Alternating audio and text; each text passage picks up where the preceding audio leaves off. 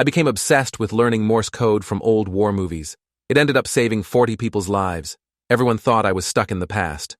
My name is Adrian, and for the last 9 years, I'd been completely obsessed with Morse code.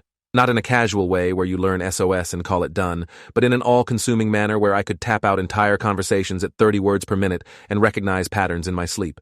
It started when I was 24, watching Das Boot for the third time in my tiny apartment in Seattle. There was something about those tense submarine scenes where the radio operator would tap out messages in the darkness, the crew's lives depending on those precise rhythms.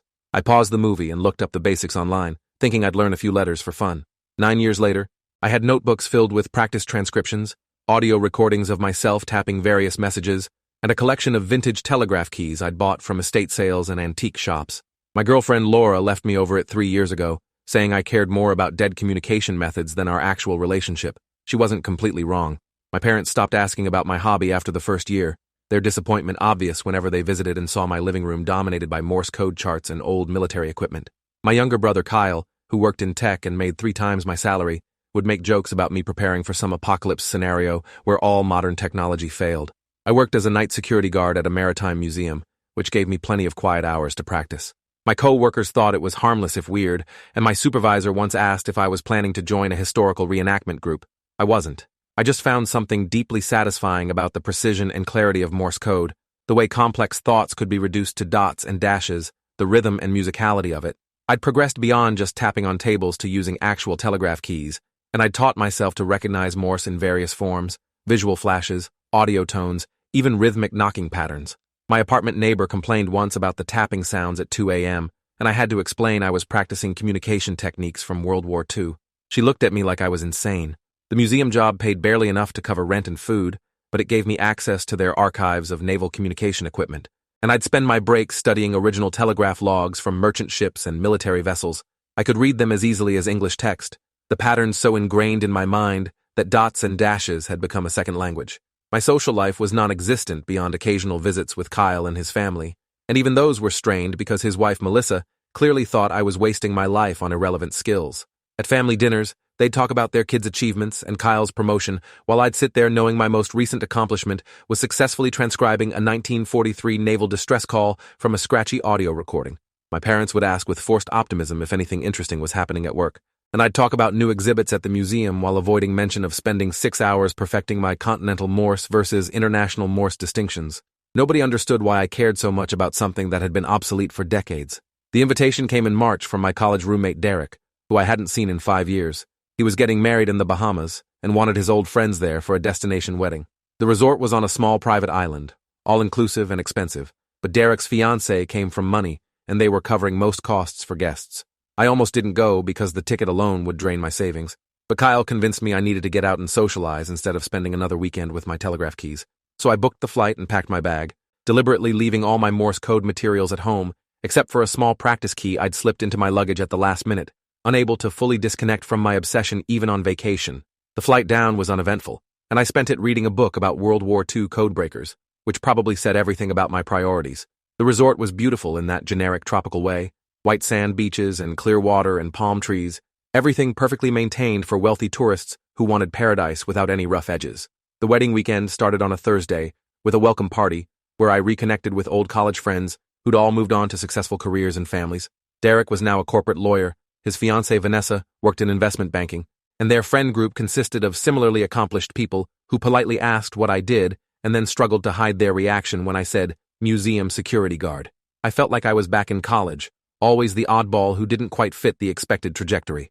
That first night I met some of the other guests, including Vanessa's brother, a surgeon named Gregory, who talked extensively about his work, and a couple named Judith and Raymond who owned a chain of restaurants in Florida. Everyone was friendly enough, but I could feel the invisible barrier between their lives and mine, the unspoken assessment that I was the wedding guest who hadn't lived up to his potential. I went to bed early, listening to the ocean through my window and tapping out random messages on my nightstand, the familiar rhythm comforting in this environment where I felt so out of place. Friday was the bachelor and bachelorette parties, separate events that lasted most of the day. The bachelor party involved deep sea fishing on a chartered boat, and I ended up talking with an older guest named Walter, who'd served in the Navy in the 1970s. When he found out about my Morse code hobby, his whole demeanor changed, and we spent 2 hours discussing radio communication protocols while everyone else drank and fished. Walter told me about his time as a radio man on a destroyer the stress of copying messages in rough seas, the precision required when lives depended on accurate communication. It was the first genuine conversation I'd had all weekend, connecting with someone who understood why these skills mattered, even if they were outdated. He showed me a tattoo on his forearm, a simple series of dots and dashes that spelled out his ship's call sign, and said some things, "Stay with you forever." That evening at the rehearsal dinner, I felt slightly less out of place, having found at least one person who didn't think my obsession was completely pointless. The dinner was elaborate, multiple courses and expensive wine, speeches from family members about Derek and Vanessa's love story. Saturday was the wedding day, ceremony at sunset on the beach, followed by a reception in the resort's grand ballroom.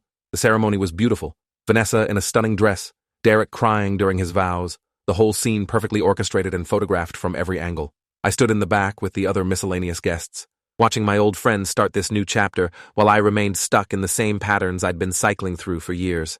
The reception was loud and crowded, a DJ playing top 40 hits while people danced and drank, and I found myself standing at the edge of the room, nursing a beer and watching everyone else have fun. Walter found me, and we talked more about naval history, both of us clearly more comfortable discussing technical details than participating in the party atmosphere. Around 10 p.m., Vanessa's parents announced they'd arranged a special surprise for Sunday, a chartered yacht excursion for all the wedding guests to a nearby uninhabited island for a beach party and snorkeling. Everyone cheered, and the party continued until well past midnight, but I slipped away earlier, exhausted from 2 days of forced socializing. Sunday morning arrived with clear skies and calm seas. The yacht was impressive, a 120-foot vessel with multiple decks, a full crew, and capacity for about 80 passengers. All 40 wedding guests boarded along with the crew of 8, everyone excited for this final adventure before flying home Monday. I brought a book and planned to find a quiet spot to read while everyone else snorkeled and partied. The yacht departed at 10 a.m., and the captain announced the uninhabited island was about 2 hours away, plenty of time to enjoy the open water and the bar service the crew was providing. People spread out across the decks, some sunbathing, others drinking and socializing, couples taking photos against the ocean backdrop. I found a seat on the upper deck away from the main party and opened my book, but the sun and sea air made me drowsy. Walter sat down next to me after about 30 minutes, and we continued our conversation from the previous night, discussing the differences between naval communication protocols across different eras. He mentioned that modern ships still had emergency Morse capability built into their systems, even though almost nobody knew how to use it anymore, a backup for scenarios where more sophisticated communication failed. An hour into the journey, I noticed the captain and first mate having an intense conversation near the bridge, their body language suggesting something was wrong. The yacht's speed had decreased noticeably, and I could hear the engines making an unusual sound, a grinding noise that didn't seem normal. Walter noticed too, his Navy experience making him attuned to mechanical problems on vessels. Other guests were too busy drinking and socializing to pay attention, music playing from speakers mounted around the deck. The captain made an announcement asking everyone to remain calm, but informing us they were experiencing engine trouble and were working to resolve it. The party atmosphere dimmed slightly, people exchanging concerned looks, but nobody seemed particularly worried. The crew was professional and reassuring, bringing out more food and drinks while the captain and engineer disappeared into the engine room. Walter and I moved closer to the bridge where we could hear more of what was happening. The engineer emerged looking stressed, telling the captain that both main engines had overheated and shut down, something about a coolant system failure he was trying to fix. The yacht was now drifting, backup generators running to maintain electrical power. The captain tried the radio to contact the resort and report their situation, but nothing happened when he pressed the transmit button. He tried multiple frequencies, checked connections, his frustration visible as the radio remained completely dead. The first mate examined the equipment and discovered water damage in the radio compartment, apparently from a leak nobody had noticed until now, the salt water having corroded critical components. The captain's face went pale as he realized they had no way to communicate their position or situation to anyone on shore. They had life jackets and emergency supplies, but without engines or radio, they were drifting in the Caribbean with 48 people on board and no way to call for help. The crew tried not to alarm the guests, but word spread quickly that they were stranded. Some people stayed calm, others started panicking. The festive atmosphere completely evaporated. Derek tried to keep everyone positive, suggesting this was just a minor delay and rescue would come soon, but I could see the fear in his eyes. Vanessa was crying, her perfect wedding weekend turning into a nightmare. I found Walter and asked if there were any other communication methods on board.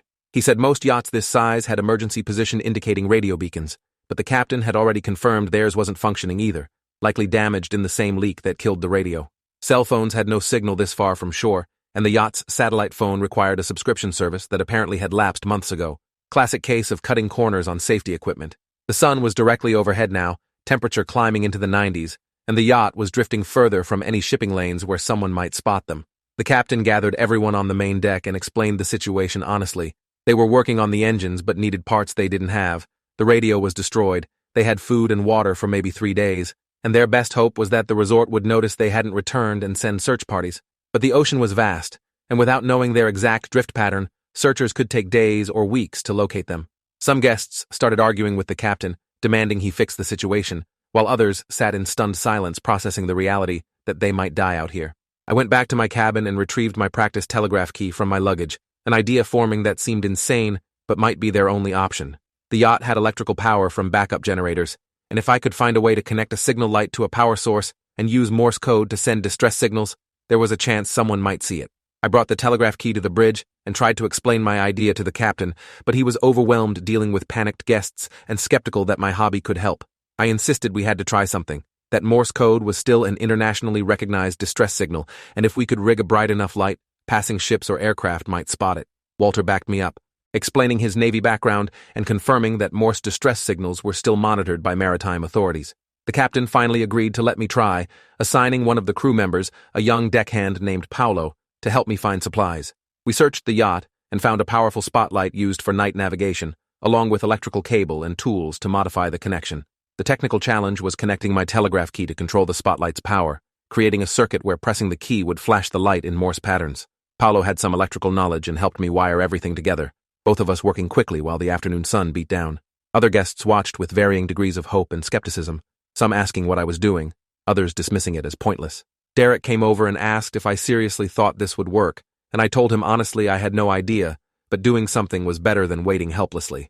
We mounted the spotlight on the highest point of the yacht with a clear view in all directions, and I tested the connection by tapping out a simple message. The light flashed in response to my key presses, bright enough to be visible even in daylight. Walter suggested I focus on the international distress signal SOS, the most recognizable Morse pattern. 3 short flashes, 3 long flashes, 3 short flashes. I began transmitting, falling into the rhythm I'd practiced thousands of times in my apartment, my muscle memory taking over. ... Pause, repeat, over and over. The first hour passed with no response. Just me tapping out SOS while everyone else waited and watched the horizon. Some guests returned to the shade, unable to watch anymore, their hope fading. The heat was brutal, and I was sweating heavily, but I kept transmitting, my fingers cramping from the repetitive motion. Walter brought me water and encouraged me to keep going, saying the signal could be visible for miles if anyone was looking.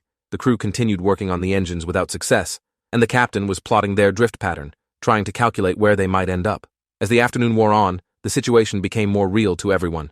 This wasn't just an inconvenience or a delay, they were genuinely stranded without communication, and if rescue didn't come soon, things would get dangerous. Food and water were limited, the sun exposure was causing people to burn and dehydrate, and the psychological stress of being helpless in the open ocean was breaking down the group's composure.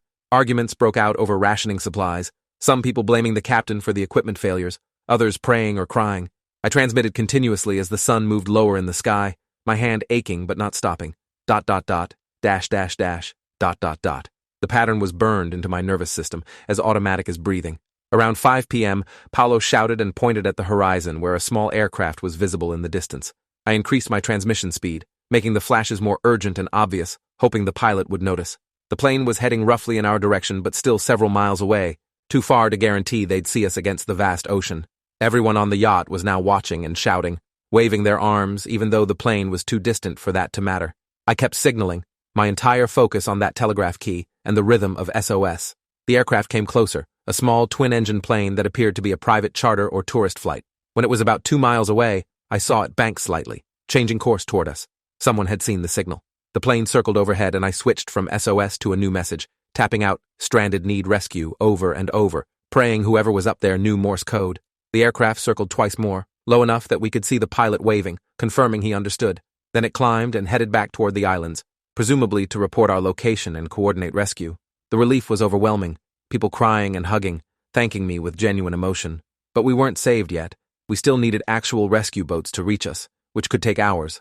I continued transmitting in case other vessels were in the area, not wanting to risk losing contact with potential rescuers. The sun set around 6:30, and in the darkness, the spotlight's flashes became even more visible, cutting through the night like a beacon. Walter stayed with me the entire time, bringing food and water, encouraging me when my hand cramped so badly I could barely press the key.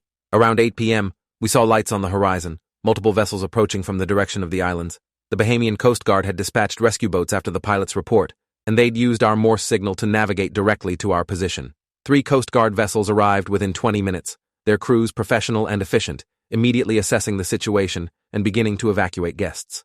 The captain explained what had happened, the engine failure and radio damage, and how one of the guests had rigged a Morse code signal that the passing aircraft had spotted. The Coast Guard commander, a weathered man named Lieutenant Kemp, came to the bridge and asked who'd been sending the Morse. I identified myself, and he shook my hand firmly, saying my signal had been perfect, textbook distress protocol that had made our location and situation clear. He asked where I'd learned Morse code and seemed surprised when I said old war movies and personal obsession. Lieutenant Kemp said most recreational boaters didn't know Morse anymore, that it was a dying skill even in professional maritime contexts, but it remained one of the most reliable emergency communication methods because it required minimal technology and could be transmitted through any medium that could be seen or heard. He said I'd probably saved lives tonight because another few hours and the situation could have deteriorated significantly. The Coast Guard transported everyone back to the main island in groups, the process taking until nearly midnight. I was in the last group with Derek and Vanessa, both of them still processing what had happened.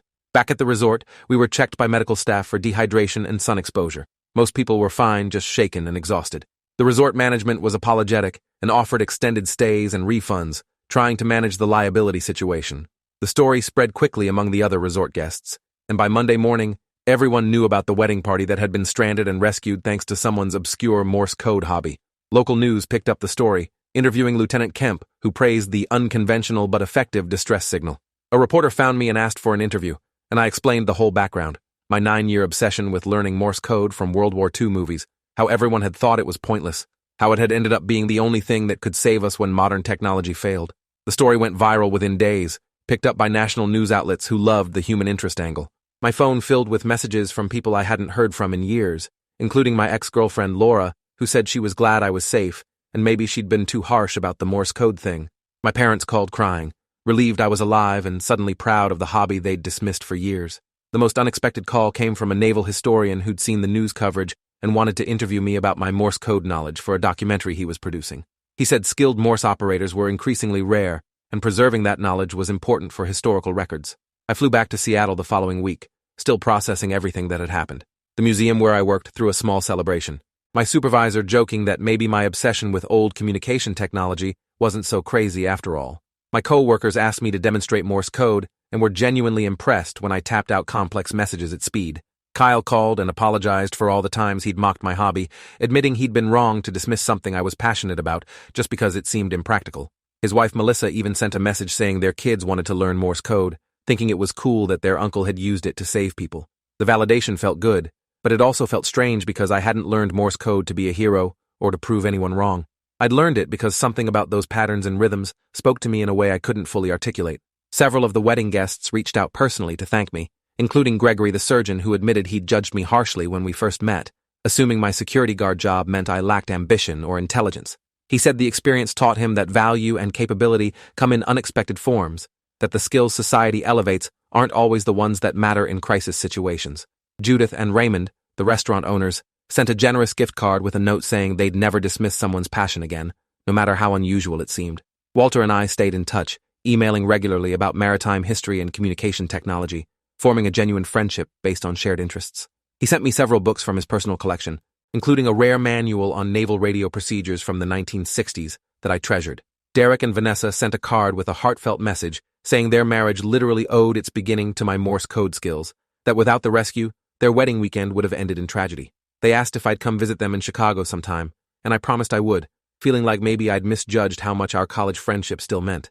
The viral news coverage had unexpected professional consequences. I received several job offers from maritime museums and historical societies who wanted someone with genuine expertise in old communication technology, not just theoretical knowledge but practical skills. One offer came from a naval museum in San Diego that was developing an interactive exhibit on World War II communication systems and needed a technical consultant who could actually operate the equipment. The salary was double what I made in Seattle, with benefits and opportunities for advancement. I accepted and moved to California that summer, starting a job where my obsession was actually valued and utilized. My new colleagues were academics and historians who appreciated deep knowledge in specialized areas, who understood that expertise often required years of focused practice that others might consider excessive. I gave demonstrations of Morse code transmission to school groups visiting the museum, seeing kids' eyes light up when they learned they could communicate through simple patterns of light or sound. Some of them asked how to learn it themselves, and I started teaching a weekend class, passing on skills that might otherwise disappear completely. The documentary about naval communications featured a segment on my story, interviewing me about the rescue and my background with Morse code. The director asked if I thought my obsession had been worth it, whether 9 years of practice for one critical moment was a reasonable trade-off. I said I'd never practiced thinking it would save lives, that the value had always been intrinsic, the satisfaction of mastering something difficult and connecting with history through practical skill rather than just reading about it. The fact that it ended up being useful in an emergency was almost beside the point, though obviously I was grateful it had worked out that way. The director said my answer was interesting because it suggested true passion doesn't require external validation, that the doing itself was the reward.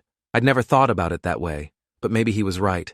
Maybe the years I'd spent alone in my apartment tapping out messages nobody would hear had been worthwhile simply because they'd brought me satisfaction and purpose, and the rescue was just an unexpected bonus that happened to vindicate the journey. My relationship with my family improved significantly after everything.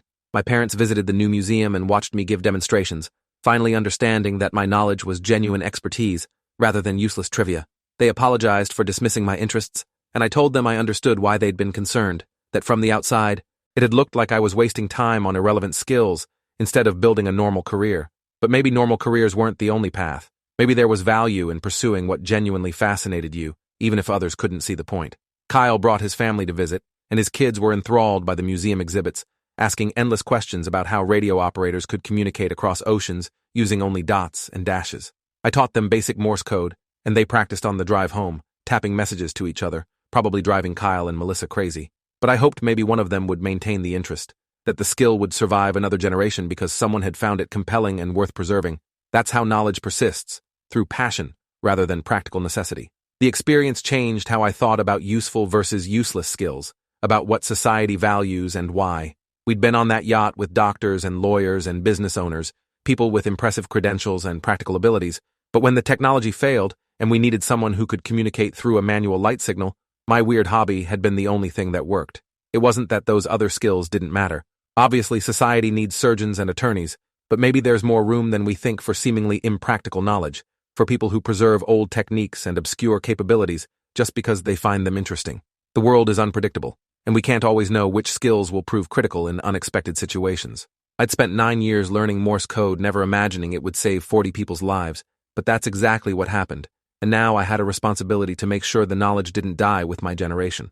I started writing articles about Morse code for maritime journals, technical pieces about transmission techniques, and historical pieces about its role in naval warfare. Some academic journals accepted my submissions, giving me credentials I'd never sought but which helped establish legitimacy in this niche field. The anniversary of the rescue came, and Derek organized a reunion for everyone who'd been on the yacht. We met at a restaurant in Miami, all 40 wedding guests, plus some of the Coast Guard crew who'd performed the rescue. Lieutenant Kemp attended and gave a short speech about maritime safety and the importance of backup communication systems. He specifically mentioned that the incident had prompted the Bahamian Maritime Authority to update their regulations requiring all charter vessels to maintain multiple independent communication capabilities, including manual signaling equipment and crew training in emergency protocols. He said one good outcome of our near disaster was improved safety standards that would protect future passengers. We toasted to survival and second chances, sharing stories about what we'd been doing in the year since the rescue. Several people said the experience had changed their perspective on life, made them reassess priorities and take risks they'd been avoiding. Gregory the surgeon had started a free clinic in his spare time, saying the yacht experience reminded him that privilege came with responsibility. Judith and Raymond had sold their restaurant chain and were traveling the world, deciding life was too short to spend every day managing businesses they no longer enjoyed. Derek and Vanessa announced they were expecting a baby, and Vanessa joked that if it was a boy, they might name him Adrian. Everyone laughed, and I felt genuinely touched, though I told her to please pick a normal name and just teach the kid Morse code instead. Walter brought his wife and introduced me, explaining how we'd bonded over naval history during the wedding weekend. She thanked me for keeping everyone calm during the crisis, saying Walter had told her I'd transmitted for over 8 hours straight without stopping, even when my hand was cramping and bleeding from the repetitive motion. I hadn't realized I'd been bleeding. The adrenaline had kept me from noticing until afterward. The reunion felt like closure, a chance to celebrate survival with people who understood what we'd been through together. We exchanged contact information and promised to stay in touch, though I knew most of these connections would fade over time. That was okay. Some friendships are circumstantial, bonded through shared crisis rather than ongoing compatibility. But a few relationships would persist, particularly with Walter, who remained a genuine friend and mentor. 2 years after the rescue, I was promoted to senior curator at the Naval Museum, overseeing their entire communications exhibit and developing new educational programs. My salary had increased to the point where I could afford a real apartment instead of the studio I'd lived in for years, and I'd started dating someone I'd met at a museum conference, another historian who specialized in World War II cryptography. Her name was Elaine, and she understood my obsession with Morse code because she had similar intensity about her own research interests. We'd spend evenings together working on our respective projects, comfortable in parallel focus, occasionally sharing interesting findings. It was the healthiest relationship I'd ever had, built on mutual respect for each other's passions, rather than trying to change each other. When I told her about the yacht rescue, she wasn't surprised, saying people who dedicate themselves to mastering obscure skills often end up being exactly what's needed in unexpected situations. She said history was full of examples of dismissed expertise suddenly becoming critical, and maybe that's why it was important to support people's genuine interests, even when they seemed impractical. The museum hosted a special event on the 3rd anniversary of the rescue, a presentation about emergency communication methods that featured my story as a central example. We invited Lieutenant Kemp and some of the Coast Guard crew, along with representatives from maritime safety organizations. I gave a live demonstration of Morse code transmission using period equipment. Then we discussed modern applications and the ongoing relevance of manual communication skills. A reporter asked if I thought more people should learn Morse code, and I said honestly probably not, that it wasn't practical for most people's daily lives. But I did think there was value in people pursuing whatever genuinely fascinated them, developing deep expertise in areas they cared about, even if those areas seemed useless to others, because we couldn't predict which skills would matter, and diversity of knowledge across a population meant someone would probably have the right capability when an unusual situation arose. The reporter followed up asking if I had any regrets about spending 9 years on something most people dismissed, and I said no. Those years had brought me satisfaction and purpose, had connected me with history and with people like Walter who shared my interests. The rescue had validated the skill publicly, but the skill itself had been valuable all along, just not in ways others could easily recognize. My story became a case study in emergency management courses, used as an example of creative problem solving and the importance of diverse skill sets in crisis situations. I was invited to speak at several conferences about maritime safety and disaster preparedness, talking about how the yacht rescue had succeeded because someone happened to have unusual knowledge that matched an unusual problem. I emphasized that nobody could have predicted Morse code would be useful in that specific scenario, that I certainly hadn't learned it thinking it would ever save lives. But the unpredictability was exactly why it was valuable to have people with varied expertise, why society shouldn't be too quick to dismiss interests that seemed impractical or outdated. Every talk ended with questions about how to learn Morse code, and I'd provide resources while also encouraging people to find their own obsessions, whatever genuinely captivated them regardless of apparent utility.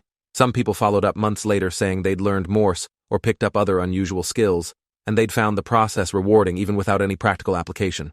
Now, 5 years after the rescue, I'm 33 and working on a book about the history of maritime communication, with a chapter dedicated to the yacht incident and what it taught about resilience and resourcefulness. The book contract came from a publisher who'd read about the rescue and thought the broader story of how humans have communicated across distances deserved popular treatment. I'm halfway through the manuscript, balancing writing with my museum work and my relationship with Elaine, who's now my fiancée. We're planning a small wedding, nothing like Derek and Vanessa's elaborate destination affair, just close friends and family at a venue in San Diego.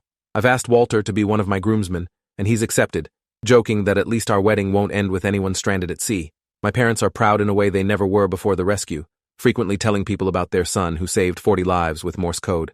I try to redirect the narrative when I can, emphasizing that I'd loved Morse code long before it proved useful, that the value wasn't in the rescue, but in the journey of learning. But I understand they need to frame it in terms of practical outcomes, that most people think in terms of utility rather than intrinsic satisfaction. The yacht incident gave me a platform I'd never sought, a story that resonates with people because it challenges assumptions about what skills matter and why. I use that platform to advocate for curiosity-driven learning, for pursuing knowledge without demanding immediate practical application, for trusting that expertise develops through genuine interest rather than career strategy. The world needs specialists in obscure fields, needs people who preserve old techniques and maintain capabilities that aren't currently fashionable, but might prove critical in unpredictable ways. My Morse code obsession saved lives not because I planned it that way, but because I'd spent 9 years developing expertise for its own sake, and circumstances happened to require exactly that skill set.